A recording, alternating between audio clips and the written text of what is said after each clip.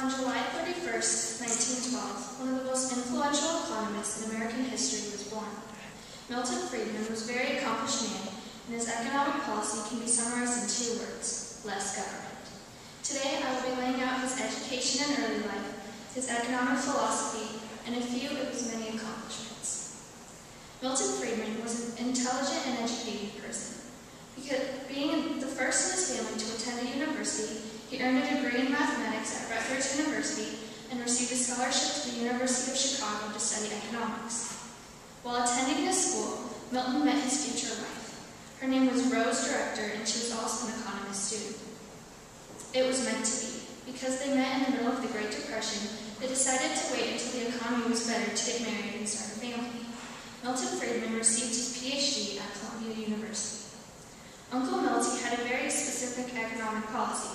He was against Keynesian economics and was a strong believer in microeconomics, which means we need to focus on social and corporate responsibilities and have less government involvement. Governments never learn, only people learn. The free market is capable of solving all economic problems, and unrestricted capitalism is key in a free market. Monetarism gives economic reason for dealing with economic problems by transferring as much of the economy to the private sector as possible. Also, Milton Friedman believed that the monetary policy is the best way to control the economy. He said that by reducing government management on the economy to just the control of money supply supported the idea that smaller government is better government. Many people want the government to protect the consumer. A much more urgent problem is to protect the consumer from the government. He opposed government regulation of all kinds. As you can see, Milton Friedman was the man best known for his monetary theory and consumption analysis, as he believed that the size of the government needs to stay at a minimum. Milton Friedman was an accomplished man. First of all, he worked at the Chicago School of Economics for 30 years while simultaneously holding a staff position with the Bureau of Economic Research. Later on, he was an economic advisor to former United States President Ronald Reagan.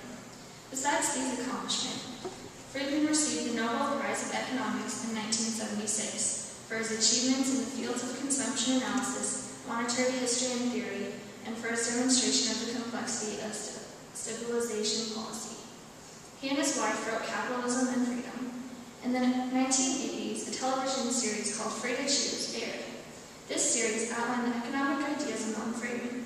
Among other things, Friedman influenced Margaret Thatcher, also known as the Iron Lady.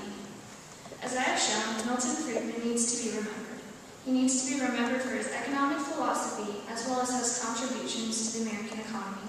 This is why on July 31st, 2012, I will be thinking of the great Uncle Milty.